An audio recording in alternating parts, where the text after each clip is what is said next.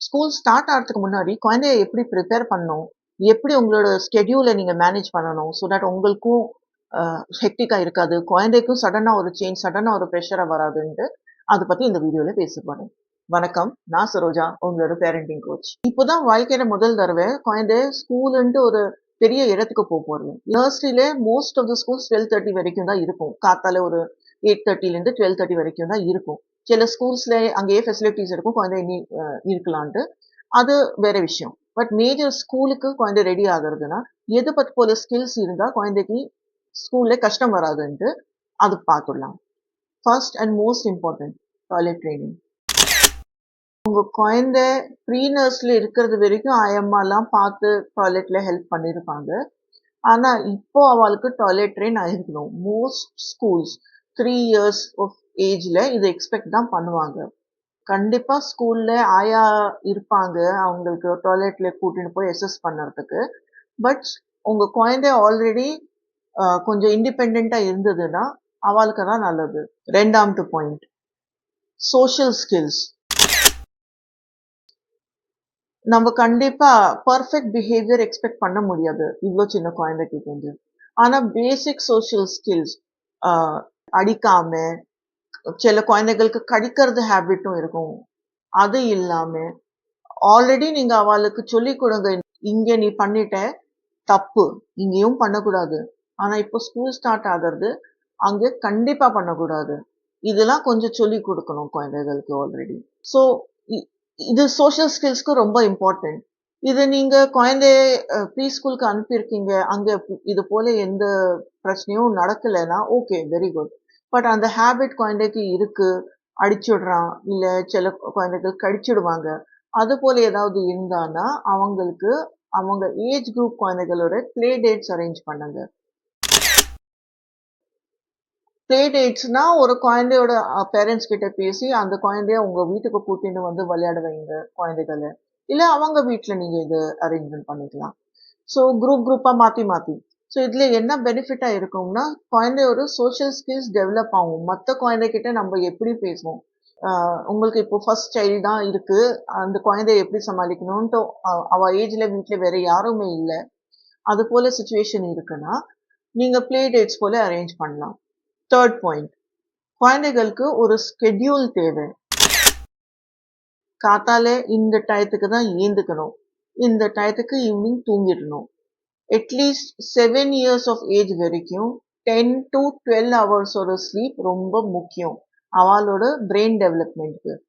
So நீங்க daily ஈவினிங்ல ஒரே டயத்துல குழந்தைய தூங்க வைங்க. அண்ட் காத்தால ஒரே டயத்துக்கு அந்த சேம் டயத்துக்கு ஏப்புங்க.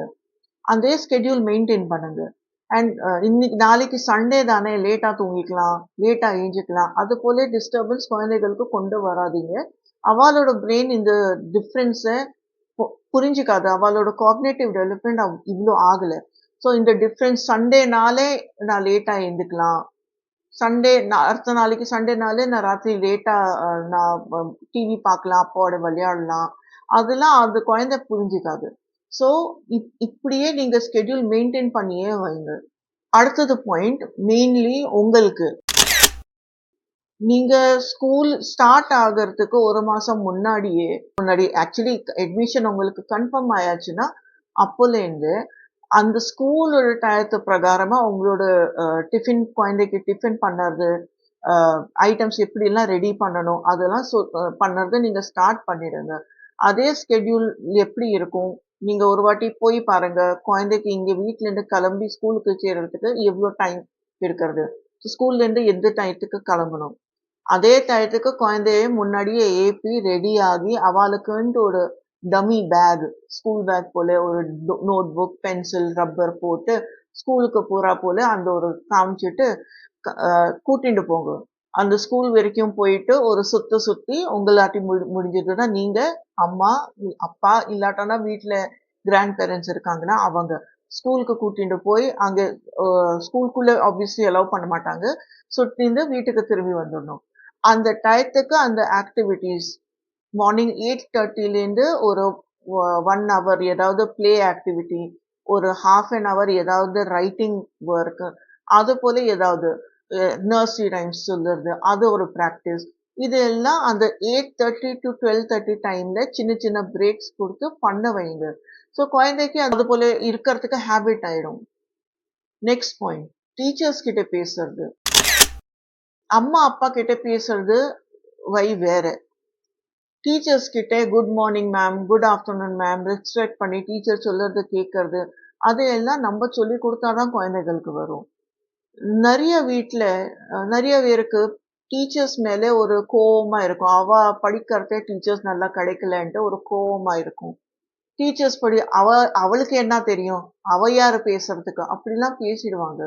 குழந்தைகள் இந்த போல இமோஷன்ஸ்லாம் ரொம்ப சீக்கிரமா கிராஸ்ப் பண்ணுவாங்க. ஸோ நீங்களும் இது போல பேசாம இருங்க. உங்க குடும்பத்துல யாராவது அப்படி பேசுறாங்க, குழந்தை கேட்கிறா போல அப்படி பேசுறாங்கன்னா, அந்த ஹேபிட்டை இப்போவே நிறுத்திடுங்க. உங்க குழந்தை காதுல டீச்சர்ஸ் பத்தி ரெஸ்பெக்ட்ஃபுல்லான வேர்ட்ஸ் தான் வரணும். அப்போதான் ஸ்கூல்ல போய் அவ டீச்சர்ஸ் கிட்ட ரெஸ்பெக்ட்ஃபுல்லா பேசுவாங்க. சோஷியல் ஸ்கில்ஸ் டெவலப் பண்ணுறதுக்கு இன்னி ஒரு முக்கியமான டிப் சொல்றேன். குழந்தைய சாயந்தரம் நீங்க ஒரு பார்க் எங்கேயாவது கூட்டின்னு போனீங்கன்னா, அங்கே அவங்களோட டர்னுக்கு வேண்டி ரிக்வெஸ்ட் பண்ணி கேட்கணும். மத்தவங்கள புஷ் பண்ணக்கூடாது. இது போல வார்த்தைகள்லாம் நீங்களே சொல்லிக் கொடுங்க. இப்போலேருந்து இந்த வார்த்தைகள்லாம் நீங்க சொல்லிக் கொடுத்தீங்கன்னா, இந்த பழக்கம்லாம் நீங்க கொண்டு வந்தீங்கன்னா, அவங்களுக்கு ஸ்கூலுக்கு போனா மத்தவள் குழந்தையோட சேர்ந்து எப்படி விளையாடணும். இப்போ அவ ஒரே குழந்தை வீட்ல. ஆனா ஸ்கூலுக்கு போனா ஒரு 20 குழந்தைகளுக்கு நடுவுல அவங்க எப்படி பிஹேவ் பண்ணணும். அதெல்லாம் அவளுக்கு தெரிஞ்சுக்கணும்னா, நீங்க இப்போலேருந்து இதெல்லாம் சொல்லிக் கொடுக்கணும். குழந்தைக்கு ஸ்கூல் பேக், யூனிஃபார்ம், ஸ்டேஷனரி எல்லாம் வாங்கியாச்சுன்னா, அவங்களுக்கு முன்னாடி அதை ஓபன் பண்ணி எப்படி வைக்கணும், எங்கே உங்களோட யூனிஃபார்ம் இருக்கும், சாக்ஸ் எங்கே இருக்கும், ஷூ எங்கே வைக்கணும், இப்போலேருந்து காட்டி கொடுங்க. ஃபர்ஸ்ட் டே ஸ்கூல் போறது நீங்க கண்டிப்பா அவங்கள ரெடி ஆக்கணும். அவங்களோட பேக் பேக் பண்ணறது அவங்களுக்கு முன்னாடி இந்த சாமான் பாரு இங்கே வச்சிருக்கேன், இந்த நோட் புக் இங்கே இருக்கு, இதான் உன்னோட பென்சில், இது உன்னோட ரப்பர், அதெல்லாம் வச்சு அங்க கொடுங்க. அவளுக்கு இது பார்க்க வைங்க, நீங்க எது எங்க வைக்கிறீங்கன்ட்டு. நெக்ஸ்ட் டேலேருந்து நீ சொல்லு இது எங்கே இருந்தது, நீ சொல்லு இது எப்படி போட்டுண்ட, அது போல கொஞ்சம் கொஞ்சம் சின்ன சின்ன விஷயம் சொல்லி கொடுங்க. ரஷ் பண்ணாதுங்க. மூலமா சொல்லிக் கொடுங்க. உடனே நீங்க சொன்ன உடனே கத்துப்பாங்கன்ட்டு எக்ஸ்பெக்டேஷன் வச்சுக்காதுங்க. இது ஒரு ப்ரோசஸ். ஃபர்ஸ்ட் இயர் அவள் இது அப்சர்வ் பண்ணி பண்ணி தெரிஞ்சுப்பாங்க. செகண்ட் இயர்லேருந்து இண்டிபெண்டன்ஸ் வரும். ஃபர்ஸ்ட் ஸ்டாண்டர்ட் வரது தானா ஸ்கூலுக்கு வேண்டி ரெடி ஆவாங்க. புக்ஸ் எல்லாம் கொஞ்சம் கவனமா பார்த்துக்கிறதுக்கு அவளுக்கு தெரிஞ்சிடும். இந்த எல்லா டிப்ஸ் ஃபாலோ பண்ணினா உங்களோட குழந்தையோட ஸ்கூல் ஜேர்னி ரொம்ப மகிழ்ச்சியா ஸ்டார்ட் ஆகும். கண்டிப்பா அவங்க இந்த ஜேர்னியை என்ஜாய் பண்ணுவாங்க. இதுவும் இல்லாம ஃபியூச்சர்ல உங்களுக்கு ஏதாவது பிரச்சனைகள் வருது, ஏதாவது டவுட்ஸ் வருது, please feel free to connect with me. நான் கண்டிப்பா பதில் கொடுப்பேன். தேங்க்யூ ஸோ மச் ஃபார் வாட்சிங் திஸ் வீடியோ. சேனலை ப்ளீஸ் சப்ஸ்கிரைப் பண்ணுங்க, வீடியோவை லைக் பண்ணுங்க, முடிஞ்ச அளவுக்கு ஷேர் பண்ணுங்க. இந்த சேனல்ல பேரண்ட்ஸ்க்கு, நியூ பேரண்ட்ஸ்க்கு உதவியா நிறைய கண்டென்ட் வரப்போகுது. ஸோ ப்ளீஸ் இந்த சேனலை சப்போர்ட் பண்ணுங்க. Thank you so much.